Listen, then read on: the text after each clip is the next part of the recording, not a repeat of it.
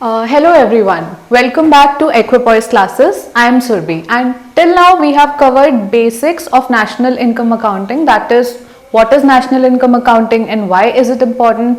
Also we have studied the difference between gross domestic product and gross national product.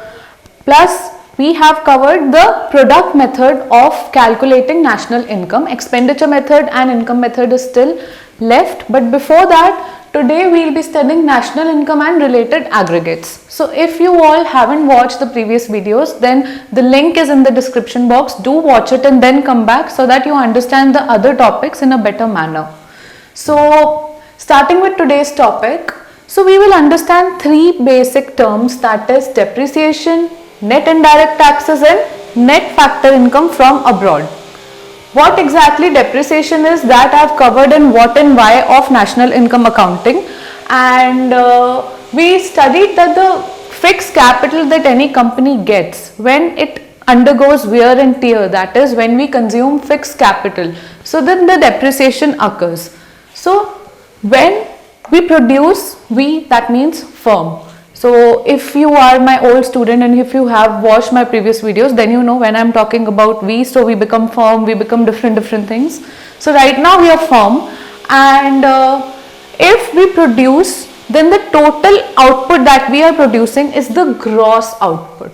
But if we minus depreciation, then it gets net value, then we get the net value, and in the net value if we add depreciation, then we get the gross value. So this is the circular flow, and from gross to net when we are going, so we are reducing the depreciation, and from net to gross then we are adding the depreciation. Okay, so it would be better and very helpful if whatever I have written on the board today, if you just pause the video for some time and grab your notebook and write the entire thing, because this is very important and in one page you will get a lot of information. So coming to net indirect taxes, so what happens is when any company or any firm produces the total output, then it is at market price. Okay, so it is at market price, it is not something which is going to the factors. What are factors? Like in a company, if a labor is like working or they have rented a land, so land is the factor and rent is the factor income, or labor is the factor and wages is the factor income. So similarly, this is when a firm produces something, it is at market price, it is not something that goes to the factors. Then what is the factor cost? So we reduce net indirect taxes. Now what is net indirect taxes? So what happens is that there are indirect taxes that like we have now GST and other things. So I'll give you example from our country only, that we tax heavily on petrol. So petrol has high indirect taxes. So you can say that indirect taxes are something that happens on petrol, while subsidies is something that in India we give on cooking gas majorly and also on other stuff. So subsidy is when you are supporting somebody, when you are reducing prices for them. So if the market price is say 100 rupees for something and the government is giving subsidy to them, that is they are giving them that thing for 80 rupees. So that 20 rupees, because the original thing was for 100 rupees, but government is giving subsidy of 20 rupees, so government is bearing this cost. Okay, you are not giving this 20 rupees, you are only giving 80 rupees, while the seller who's selling the produce is getting 100 rupees. So let's take a simple example. I am the seller, I am selling you rice, and you are the buyer, you are purchasing rice from me. So rice costs 100 rupees. Okay, but since there are some issues, or to the rural area, rural sector, or to the certain class, government gives subsidies. So okay, you are given subsidy and you pay 80 rupees. So you think that you are paying me 80, doesn't mean that the rice cost 80 rupees. Rice is costing 100 rupees only. 20 rupees cost is borne by government. Okay, that is subsidy. And taxes is when we are paying extra 20 rupees to government. See, government revenue, what is government revenue? Majorly it's coming from taxes only. So what happens is when any company produces something and it is at market price, so in the market price when we reduce market price, एक आपके पास certain price है, उसमें से जब आप हटा देते हैं जो आपका है इनडायरेक्ट टैक्सेस, ओके, मैं यहाँ पे मार्क नहीं करूंगी so that you can always right. So indirect taxes जब उसमें से हम हटा देते हैं जो हमने दिए, जो कि बहुत फालतू के थे, इनडायरेक्ट टैक्सेस हमने दिए, सब्सिडीज हमने ऐड कर ली, वो हमें फायदा हुआ है ना, टैक्स दे रहा है तो नुकसान हो रहा है हमें, हमारी एक्स्ट्रा कॉस्ट आ रही है, तो वो एक्स्ट्रा कॉस्ट हटा लो, लेकिन जो फायदा आ रहा है सब्सिडी का वो ऐड कर लो, तो ये ना नेट हो जाता है, नेट इनडायरेक्ट टैक्सेस कहते हैं इसको। नेट इनडायरेक्ट टैक्सेस का फॉर्मूला ये हो गया indirect taxes minus subsidy. Net, net कितना टैक्स गया है, यानी आपका अगर टैक्स गया 100 रुपए लेकिन आपको सब्सिडी मिल गई 50 रुपए, तो जो नेट आपका गया, नेट ग्रॉस में से, टोटल इनडायरेक्ट टैक्स में से सब्सिडी मिलने के बाद जो बचा, जो नेट बचा वो आपका गया, वो सिर्फ 50 हुआ हमारे एग्जाम्पल में। सो सिमिलरली जब हम मार्केट प्राइस से नेट इनडायरेक्ट टैक्स माइनस कर देते हैं तो हमारी आती है ओरिजिनल फैक्टर कॉस्ट की। अब क्या हुआ, मार्केट प्राइस में तो ये सब भी इंक्लूडेड था, लेकिन factor cost original factor cost है। अब जो बचा है वो ये है कि लैंड, लेबर, कैपिटल, इनकी कॉस्ट कितनी आई इसमें से।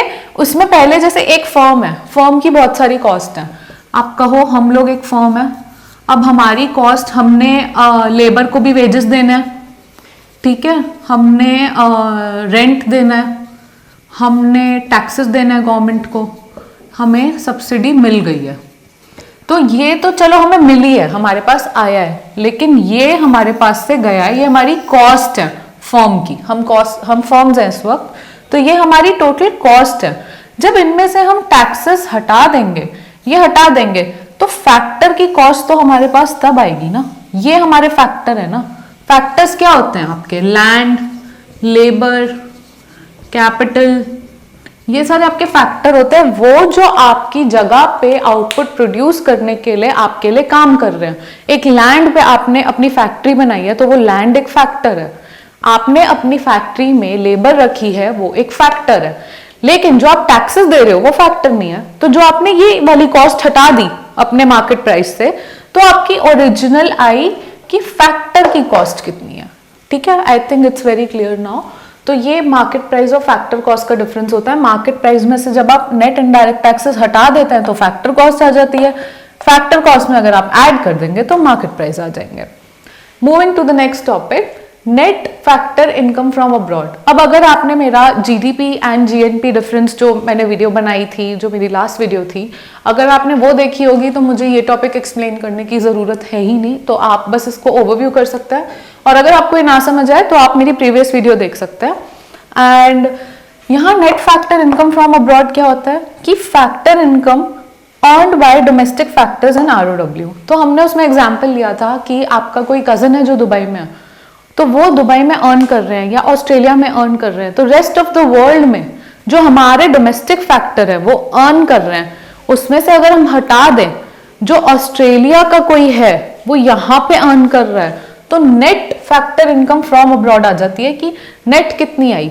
ये है हमारे पास जो हमारे डोमेस्टिक फैक्टर हैं, दूसरी जगहों में काम कर रहे हैं, वो लेकर आए इनकम, लेकिन ये जो दूसरी जगह के लोग हैं वो हमारे यहाँ काम कर रहे हैं, उन्हें हमने दी, तो जो मिला उसमें से जो हमने दिया जब हमने माइनस किया तो हमारे पास नेट आता है, तो net factor income from abroad.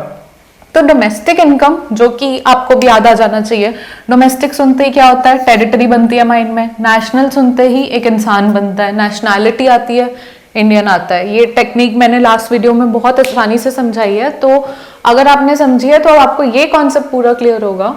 तो डोमेस्टिक इनकम में जब आप ऐड करते हैं net factor income from abroad तो आपकी नेशनल इनकम आती है, और नेशनल इनकम में से जब आप माइनस करते हैं तो आपका डोमेस्टिक इनकम आता है। ये तीन चीजें बहुत इंपॉर्टेंट हैं आगे जो हम करेंगे उसको समझने के लिए, ओके। तो अब हम आते हैं, ये कुछ आपको बहुत fill in the blank type दिख रहा होगा यहाँ पे, तो हम जब भी कोई टर्म लिखते हैं, अब आपको यहाँ पे ऑप्शंस दिख रहे हैं, एक ये फिल इन द ब्लैंक है, एक, ठीक है। यहाँ हम फिल कर सकते हैं तो ग्रॉस या नेट। यहाँ सेकंड वाले में हम कर सकते हैं डोमेस्टिक या नेशनल। थर्ड वाले में प्राइस होता है, एंड जो लास्ट वाला है जो थोड़ा आपको नीचे दिख रहा है उसमें मार्केट प्राइस या फैक्टर कॉस्ट। अब आपकी जो आप एनसीईआरटी देखेंगे, क्योंकि मेरा सोर्स एनसीईआरटी है प्राइमरी, तो जब आप एनसीईआरटी देखेंगे ना उसमें बहुत सारे टर्म्स हैं। जैसे अगर हम इसका पहला पहला टर्म ले सबका, तो जीडीपी एमपी, ठीक है, या जीडीपी एफसी, या चलो दूसरा लेते हैं एनडीपी एमपी, एनडीपी एफसी। मैं कुछ नहीं कर रही, ये 3 ब्लैंक्स हैं, मैं बस इन्हें फिल कर रही हूँ जो जो मुझे ऑप्शन मिला है। मैंने पहले जी ले लिया ग्रॉस की जगह, फिर मैंने डोमेस्टिक ले लिया, फिर मैंने यहाँ पे प्राइस ले लिया। तो आप लोग के पास यही सारे ऑप्शंस फिल करेंगे जब आप, तो आपके पास इतनी सारी टर्म्स निकल आएंगी। बहुत सिंपल है। और अब आई थिंक आपको क्लियर हो गया होगा किससे क्या आता है। वो इतनी सारी टर्म्स आप जब देखते हैं बुक में तो बहुत कंफ्यूजन होती है, मुझे भी हुई थी। लेकिन अगर आप सिर्फ इतना समझ लेंगे कि किसमें से क्या प्लस करके क्या आएगा और क्या माइनस करके क्या आएगा, तो आपको ये सारे टर्म्स बनाने बहुत आसान हो जाएंगे। जैसे अगर हम अपने पहले 2 टर्म लें, बस यहाँ पहले 2 टर्म देखें, GDP MP, GDP FC. MP और एफसी में क्या फर्क था? अब वापस इस साइड आ जाओ। एमपी ये है आपका एमपी, ये है आपका एफसी। एमपी और एफसी में नेट इनडायरेक्ट टैक्सेस का फर्क था। तो जब आप जीडीपी एमपी में से नेट इनडायरेक्ट टैक्सेस माइनस कर देते हैं तो आपके पास जीडीपी एफसी आ जाएगा। ये बहुत कॉम्प्लिकेटेड, जब आप ऐसे ही देखेंगे बुक खोलेंगे तो बहुत कॉम्प्लिकेटेड लगेगा, बट अगर आप अब ये पार्ट समझ चुके हैं अच्छे से तो प्लस माइनस में प्रॉब्लम नहीं होगी, क्योंकि जीडीपी एमपी और जीडीपी एफसी तो सब कुछ कॉमन है। जी भी है, जी भी है, D D P P. Difference क्या है? एमपी और एफसी, और एमपी और एफसी में क्या डिफरेंस है? Net indirect tax. आप माइनस कर देंगे तो ये आ जाएगा, इसमें प्लस कर देंगे तो वापस ये आ जाएगा। ये हमने यहाँ सर्कल से देख ही लिया। अगर एक और एग्जाम्पल लेना है और नहीं क्लियर हुआ है तो चलो हम ये वाला लेते हैं। जी एक कॉम्प्लिकेटेड लेते हैं थोड़ा और, जिसमें थोड़ा ज्यादा प्लस माइनस हो, उससे बेटर पता चलेगा आपको समझ आया या नहीं आया। डिफरेंस लेते हैं ये, G D P M P से आपको आना है N N P F C पे। ओके, ये है। तो अब जो मैंने आपको एक केस दिया है, I would really request you कि आप इसे पॉज करें, अपना नोटबुक लें और उसमें प्लस माइनस करें टर्म्स, उससे ही आपको समझ आ जाएगा। क्योंकि अब आपके पास ये वाला पोर्शन है।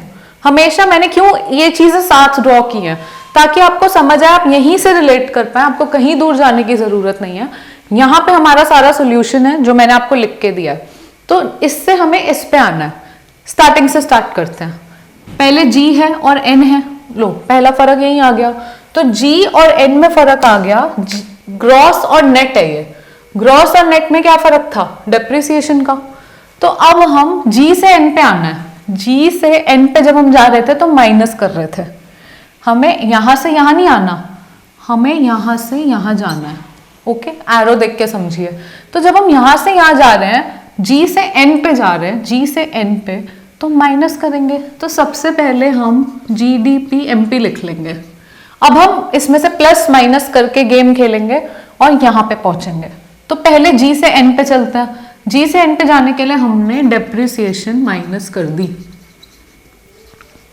डेप्रिसिएशन माइनस करते ही जी से एन हो गया, तो ये वाला पोर्शन अब हमें सोचने की जरूरत नहीं है। अब हम अगला कंपेयर करते हैं, डी एन। ओहो, फिर अलग है, डिफरेंस तो फिर है। चलो सेकंड पे आते हैं। ये डोमेस्टिक है, ये नेशनल है।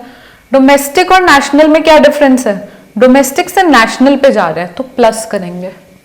यहीं पे देख लो कहां से कहां जा रहे हैं। डोमेस्टिक से हम नेशनल पे जा रहे हैं तो हम ऐड करेंगे net factor income from abroad. तो ऐड कर दी, NFIA लिख देते हैं हम net factor income from abroad के लिए। ठीक है, NFIA। ओके, अब यहां से भी हो गया, D से N पे भी पहुंच गए। P तो सेम ही रहता है, P is always price, P remain same, इसका भी फर्क नहीं पड़ता। MPFC, now this is also different. हमें MP से FC पे आना है, तो MPFC कहाँ गया हमारा? ये रहा। MP से FC पे आके हम माइनस करते हैं इनडायरेक्ट टैक्सेस। तो हम यहाँ पे माइनस कर देंगे इनडायरेक्ट टैक्सेस। आईटी लिखा है मैंने, indirect, sorry my fault, net indirect taxes. Okay, indirect taxes सिर्फ इतना हुआ, उसमें से सब्सिडी माइनस करके नेट इनडायरेक्ट टैक्सेस आता है। तो जब आपने ये कर दिया ना, आप सिंपल यहां से यहां आराम से पहुंच गए, बिल्कुल इजीली। तो दिखने में कितना कॉम्प्लिकेटेड लगता है, उतना कॉम्प्लिकेटेड कुछ भी नहीं है अगर आप बस इतना ड्रॉ करेंगे या इतना ध्यान रखेंगे। इवन आपके एग्जाम में आपको रफ शीट मिलती है या रफ साइड मिलती है, अगर आप पहले ही, इवन आपके पास क्वेश्चन पेपर नहीं आया और आप स्टार्टिंग में ही अपना आंसर शीट में थोड़ी सी जगह पे ये बना लेंगे, तो ये क्वेश्चंस आपके लिए इजी हो जाएंगे। क्योंकि ना ये जो दिखने में बहुत सिंपल लग रहा है, हम प्लस माइनस में ही गलती करते हैं। आपने कहीं पे गलती से प्लस कर दिया या माइनस कर दिया तो वहीं आपका प्रॉब्लम हो गया, क्योंकि इस पे हम लोग आगे आने वाले टाइम में बहुत सारे न्यूमेरिकल सॉल्व करेंगे। क्योंकि यही income method, expenditure method, product method, सब में यही टेक्निक यूज होगी। इसीलिए मैंने जो आगे आने वाली वीडियोस हैं, इनकम मेथड और expenditure method to calculate national income, वो मैंने थोड़ा पोस्टपोन करके बेटर समझा कि मैं आपको पहले एग्रीगेट्स पहले समझाऊं ताकि ये चीज आपको क्लियर हो। ओके, एक और इंफॉर्मेशन यहां से मैं आपको दूंगी। नेशनल इनकम और डोमेस्टिक इनकम हमने पढ़ा था और अब आपने ये टर्म्स भी समझ लिए हैं। तो डोमेस्टिक इनकम जो है हमारी, वो होती है NDP-FC,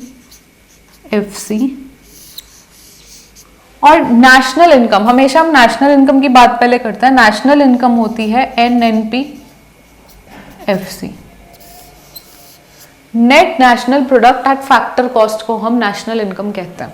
ये मैंने आपको क्यों समझाया, क्योंकि अब हम अपने नेक्स्ट पार्ट पे आ रहे हैं और ये फ्लो चार्ट बहुत इंपॉर्टेंट है आपके लिए।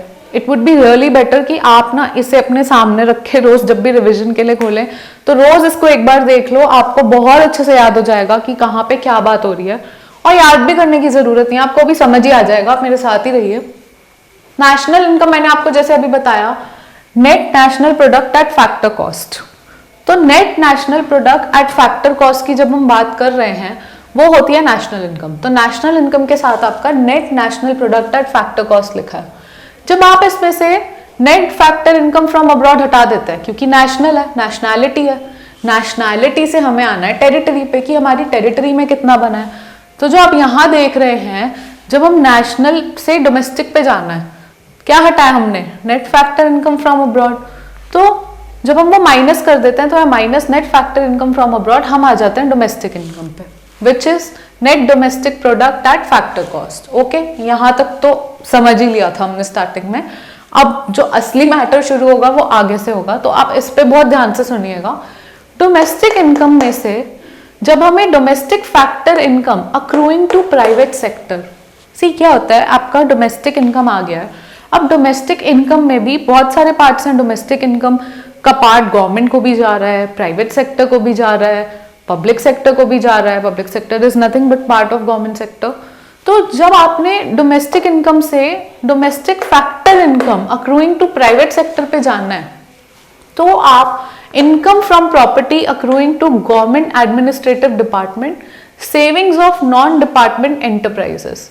क्या हुआ, जो इनकम बेसिकली, बहुत शॉर्ट में लेते हैं, ये तो यहाँ पे बहुत बड़ा बड़ा लिखा है, एकदम से आपको कुछ याद नहीं होगा। तो आपको जब डोमेस्टिक इनकम से प्राइवेट सेक्टर की डोमेस्टिक इनकम पे जाना है, तो जो प्राइवेट सेक्टर की इनकम नहीं है ना, उसको माइनस कर दो।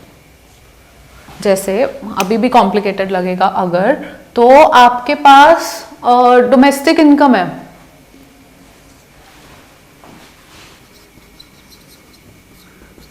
डोमेस्टिक इनकम बहुत सारे सेक्टर में डिवाइड हो रही है। आप अज्यूम कर लो कि गवर्नमेंट को जा रही है, पब्लिक सेक्टर और प्राइवेट सेक्टर। तो आपको इससे इस पे आना है। जब आप इससे इस पे आना है तो इसमें से ये माइनस कर दो। जो भी गवर्नमेंट को जा रही है इनकम, या जो भी किसी और को जा रही है बट प्राइवेट को नहीं जा रही, वो हटा दो, तो आपके पास प्राइवेट इनकम आ जाएगी।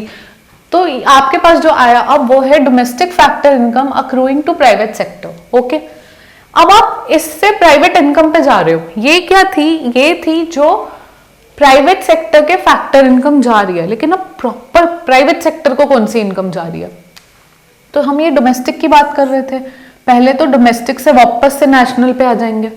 प्राइवेट इनकम जाननी है ना, प्राइवेट इनकम में तो जो हमारे सिटीजन्स ला रहे हैं बाहर से वो भी इंक्लूड होगी, तो NFIA ऐड हो जाएगा, net factor income from abroad. Then हम इसमें ऐड करेंगे interest on national debt. National debt पे जो हमें इंटरेस्ट मिल रहा है, जो हमने लोन दिया है किसी को, किसी और कंट्री को, वो जब हमें हमारा लोन वापस चुकाएंगे उसके साथ हमें इंटरेस्ट भी देंगे, तो वो जो हमें इंटरेस्ट मिलेगा वो भी प्राइवेट सेक्टर, प्राइवेट इनकम का पार्ट होगा।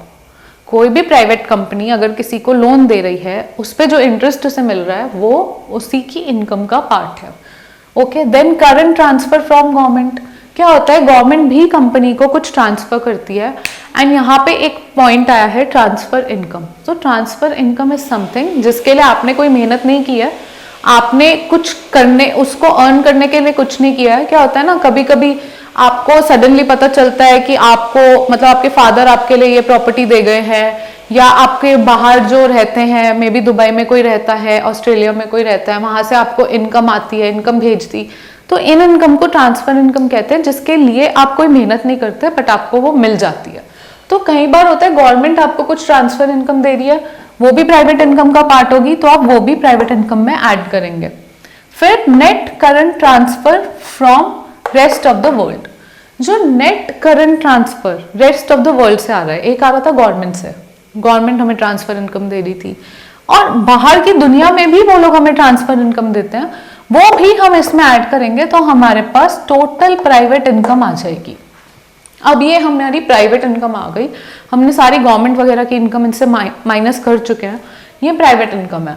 अब प्राइवेट से हमें पर्सनल पे जाना है। क्या है, ये एक फर्म है, प्राइवेट फर्म है, उसकी इनकम है, लेकिन उससे पर्सनल इनकम कितनी आ रही है। सारी प्राइवेट इनकम थोड़ी पर्सनल इनकम हो सकती है, ये तो आपको सुनने में ही समझ आ रहा है, इसमें कुछ ज्यादा एक्सप्लेनेशन नहीं है।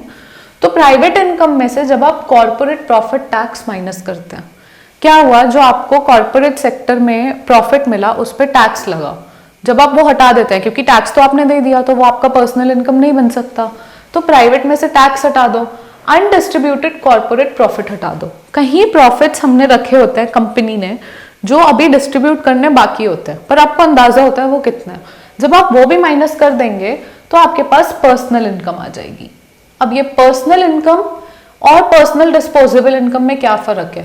पर्सनल इनकम होती है जो आपकी पर्सनल इनकम आपके पास आई, आप जैसे आप एक हाउस होल्ड में, आपके पास जो भी इनकम आई पर्सनल, लेकिन वो सारी आप स्पेंड नहीं कर सकते, उस सारी में से भी आपको थोड़ा टैक्स देना होगा। डायरेक्ट पर्सनल टैक्स देते होंगे आप, डायरेक्ट इनकम टैक्स देते होंगे आप, तो वो आप कंज्यूम या सेव करने के लिए नहीं यूज कर रहे हैं ना, वो आप टैक्स दे दिया आपने, तो वो पर्सनल इनकम में से जब हटाओगे, या कोई भी ऐसी और चीजें जो आपने गवर्नमेंट को देनी है अपने पैसों से, या कोई भी miscellaneous receipts of government admin department, इसमें कुछ भी हो सकता है जो आप गवर्नमेंट सेक्टर के किसी भी वजह से गवर्नमेंट को दे रहे हो अदर देन द टैक्सेस, तो जब आप पर्सनल इनकम में से वो चीजें हटाते हो तो आपकी आती है disposable income. And disposable income is nothing else but वो इनकम जो कि या तो हम कंज्यूम करते हैं या सेव करते हैं, और जो इनकम हम कंज्यूम या सेव नहीं करते वो पर्सनल डिस्पोजेबल नहीं होती, वो पर्सनल हो सकती है, हमें मिली है लेकिन हम उसको यूज नहीं कर पा रहे हैं, हमें उसे देना पड़ गया। ठीक है, ये फर्क है पर्सनल और पर्सनल डिस्पोजेबल में। ओके, तो आई थिंक अभी आपको क्लियर होगा, एंड अगर आपको नहीं हुआ तो आप थोड़ा रिवाइंड करके देखिए, एंड फिर भी अगर आपको क्लियर ना हो और आपको इस टॉपिक पे, पर्टिकुलर इस टॉपिक पे और एग्जांपल्स चाहिए तो आप प्लीज कमेंट सेक्शन में जरूर मेंशन करिए, and I am also available for personal one-to-one guidance. And other than this topic, the entire theme on the board today is very important for the rest of the videos. So I would really appreciate अगर आप ये एक बार देखने के बाद कोशिश करके इसे एक और बार देख के लिख के बार बार रिवाइज करते रहे. Okay, so till the next time we'll meet again. Bye.